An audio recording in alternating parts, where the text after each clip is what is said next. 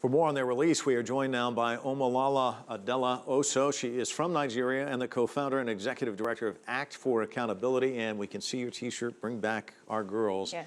Your reaction? I am pleased. I am actually more than pleased. I'm ecstatic that this is finally what we knew the Nigerian government was capable of doing. That to hear that 21 girls were released, whether it was through negotiations, we're not sure what kind of negotiations yet. There's some reports that they were trades for Boko Haram insurgent members.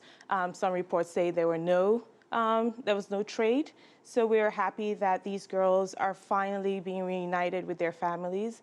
But we are also optimistic that the other thousands of people, not just the Chibok girls, but the thousands of Nigerians that are still in captivity under Boko Haram will also be released. And the President Buhari is traveling to Germany, but the Vice President insisting there was no trade. That is the latest Correct. word on all of this. Let's talk a little bit about what you said. You were convinced the government could do it, and yet when you look back at this government, Goodluck Jonathan was Yes. the president, waited 19 days Yes. before he called the governor of the state of Borno after this abduction.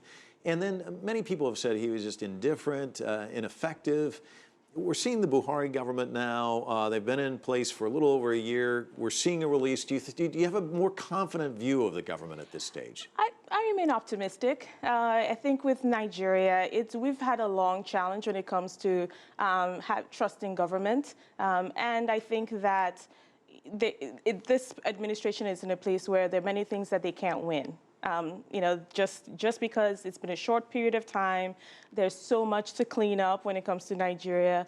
But this is him, President Buhari, at least attempting to fulfill, a promise he made when he ran. He ran on his campaign was that he would try and do a lot to bring these girls back, but also to free other Nigerians that are currently in abduction by Boko Haram.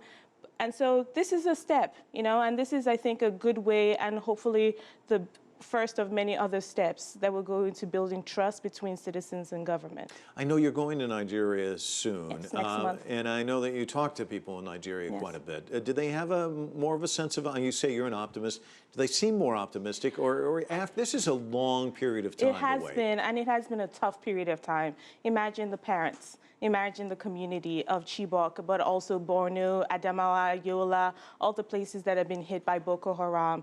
I think that today was kind of a big win and a small win, all wrapped into one. For those of us who've been campaigning for over 2 years, today is day 913 since the abductions happened. And we still have about 197 girls from the Chibok group missing, but we still have thousands of Nigerians still missing.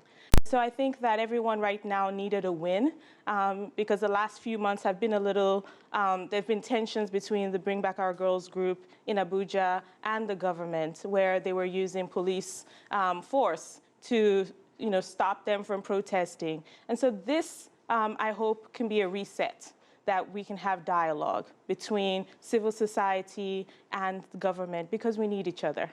Oh, absolutely, and we'll leave it there. Thanks so much for coming in on a positive note. We've talked a lot in the past when it hasn't been, so it's good to see you. Thank you so much.